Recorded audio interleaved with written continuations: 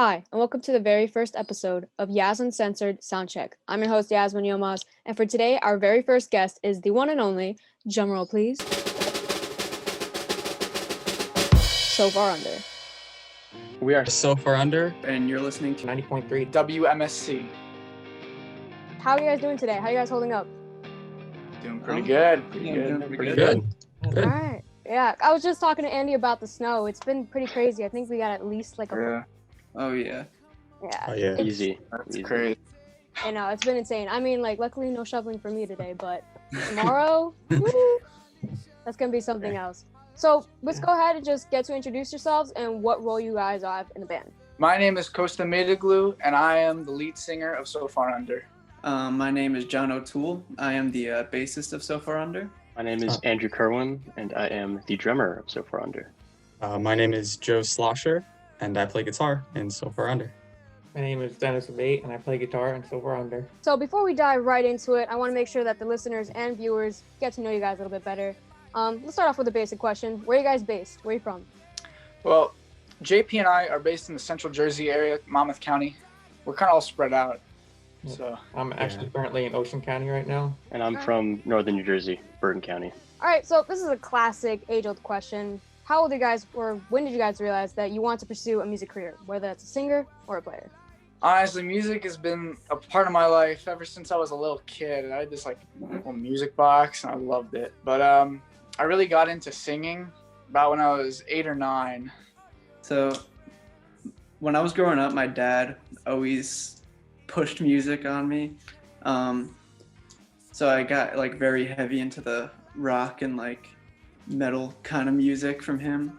He was also a bassist, so like he Okay, cool. originally I wanted to play guitar, but then he was like, oh, you know, I used to play bass, and I was like, oh, okay, I'll do that then, cool. I started realizing I wanted to play maybe when I was like 8 or 9. I'll go. I was 6 years old when I started playing. My dad was driving home and stopped by a garage sale because he saw a drum set there and impulse bought it and set it up in the basement. And ever since then, I was just infatuated with the drums. I started playing when I was probably about 15, maybe. It was when I was in freshman in high school. That's when I started learning like about heavy metal and being a big fan of more modern metal bands and rock music. Probably because I grew up playing Guitar Hero too, which also helped expose me to all that music. Then I went to school of rock, which taught me how to play guitar for a few years.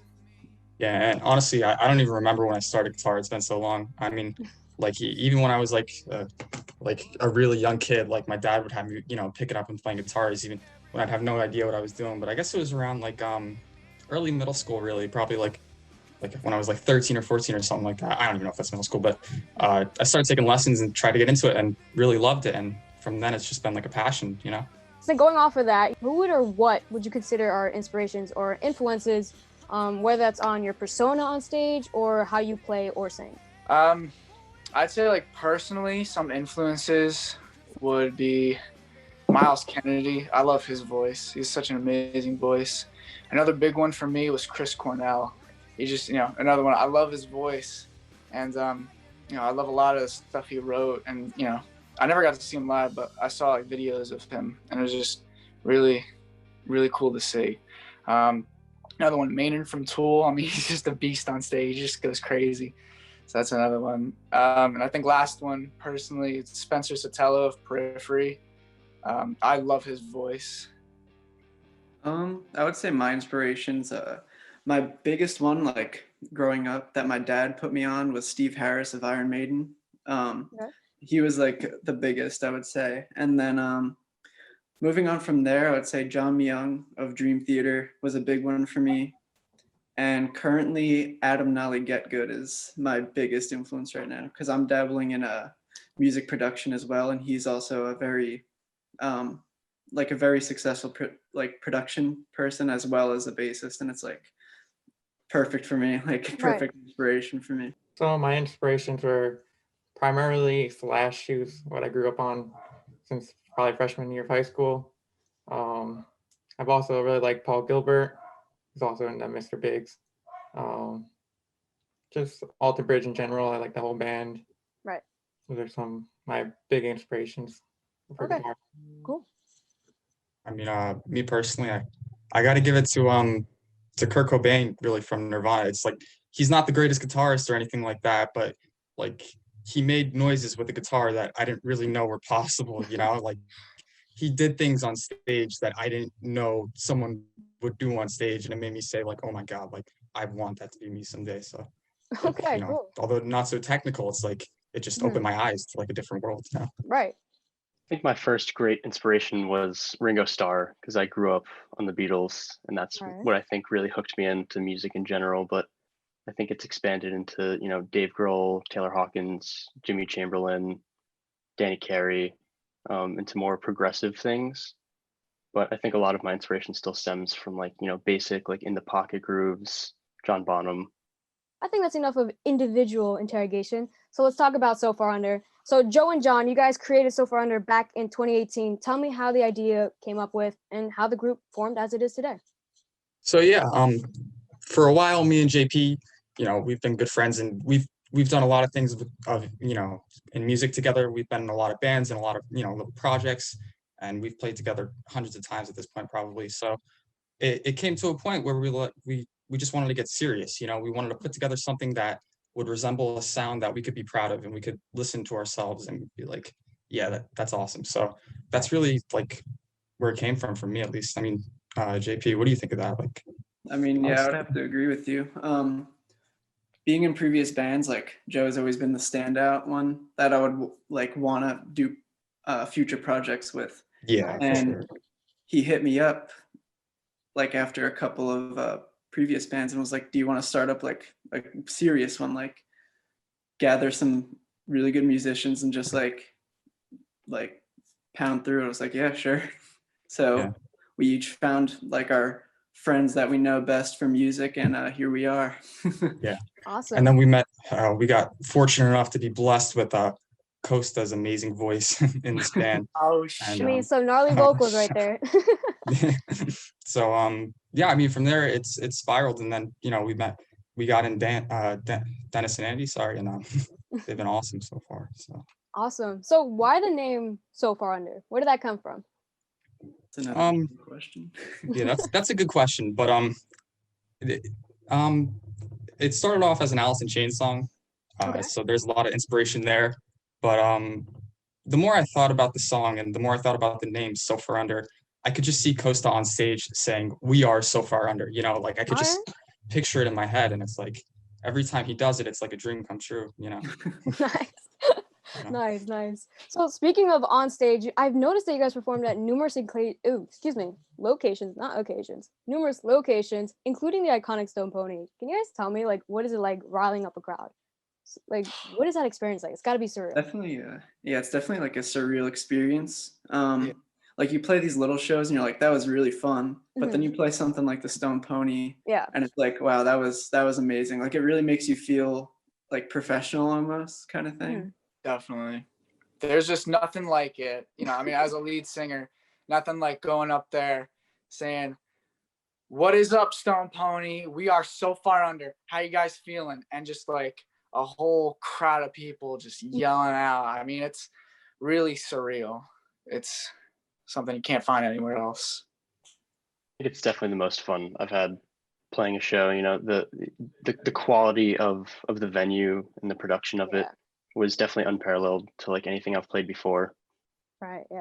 Yeah, I've been to one concert in Stone Pony. I just remember like being in the crowd, and I'm like, I can only imagine what the energy is like on stage. Like everyone's moving. It's just like hella vibes. It's really good. Yeah. So going off of that, do you guys by any chance have any superstitions before performing? Because I know some artists and bands do. No, we don't really have any superstitions. I mean, like, I don't know if you'd count this, but my mother, when she always comes to see us, she wears her mother's earrings. Okay. Because she was a big part in my life. Sadly she passed a little while ago. I think almost a decade ago. But she was a really big part of my life, and there wasn't a day that went by where she didn't wear those earrings. So my mother wears those earrings to every show. That's awesome. So let's talk about the sound real quick. I mean, you guys all had a really good range of taste and inspirations. So let's talk about the style. Do you guys feel like you stick to one genre, or do you like to dabble in different vibes? We definitely dabble. I mean, almost all 3 songs are different off of our EP. Like, Costa, you categorize them better. Like, how would you? Yeah, I would say, We're Human is like our heavy hitter song. I'm going to the gym, I'm putting on We're Human. Right.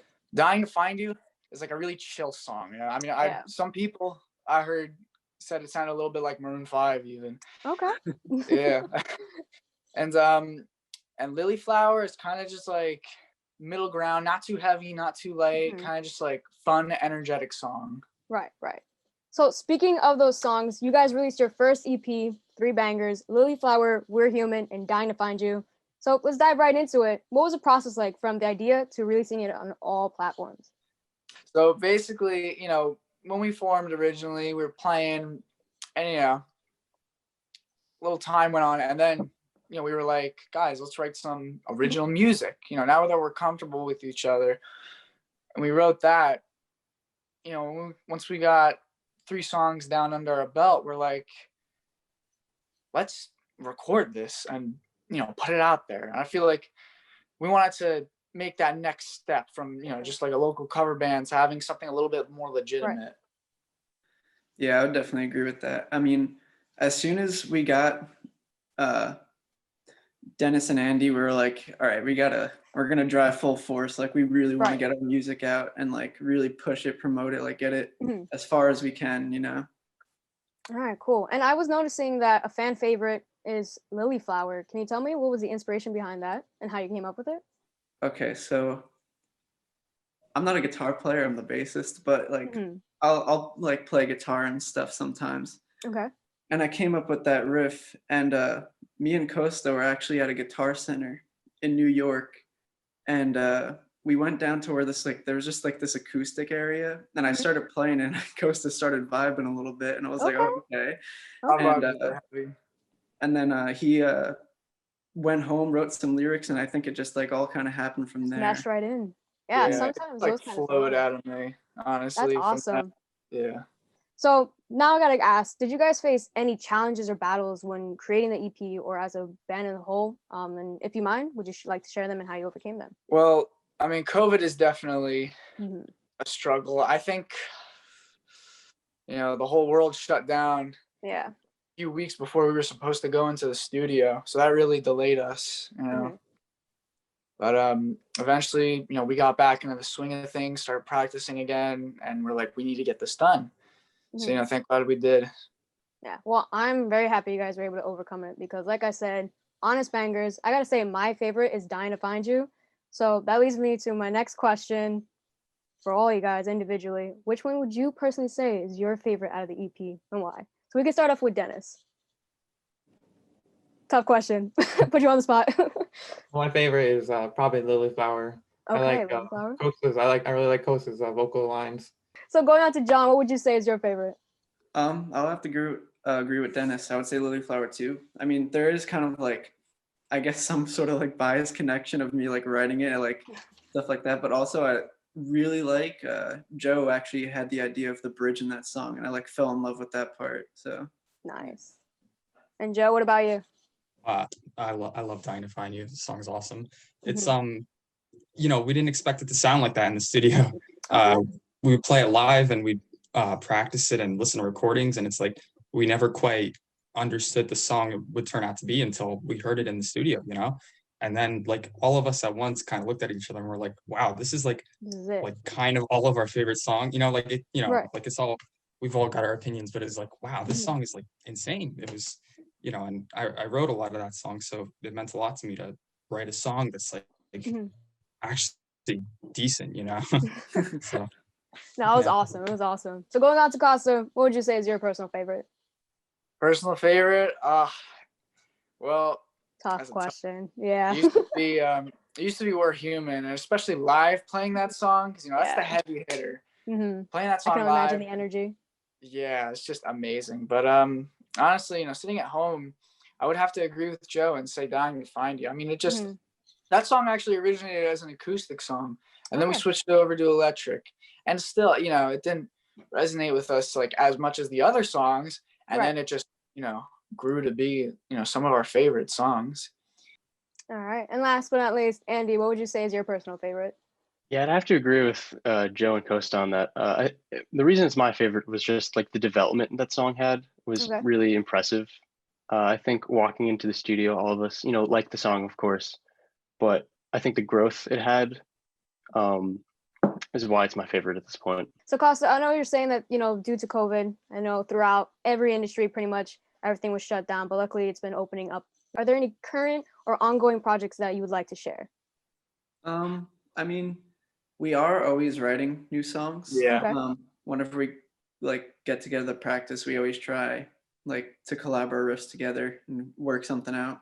Nothing like too major in the process. Like in the it's kind of tough.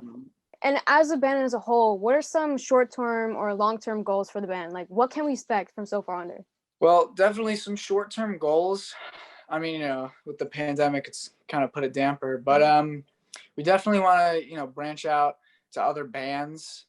Definitely promote the EP a lot, and you know, once some restrictions get lifted, or you know, the weather gets warmer and outdoor stuff opens up, definitely start, you know, playing shows again, and maybe moving to like denser areas where, you know, there's like a lot of the scene going on, like, you know, the city or some festivals. Yeah. So that's pretty much it for today's interview. We actually were able to do it. So huge congrats to all you guys. Thank you so much. I mean, it was a pleasure to interview you guys, especially have you guys as the first guest. Hopefully once this COVID thing dies down, really want to see you guys live and perform, because I mean, if they're bangers through Spotify, I can only imagine the energy live. So thank you so much. 100%. Yeah, we really Thank you so much for having me. So Far Under's first EP, So Far Under, is out on all platforms. Go ahead and give it a listen, and in the comments below, tell me which song is your favorite. Their socials and website are also linked below. Check it out and give them a follow. Thank you so much for watching, and stay tuned for the next episode. Peace.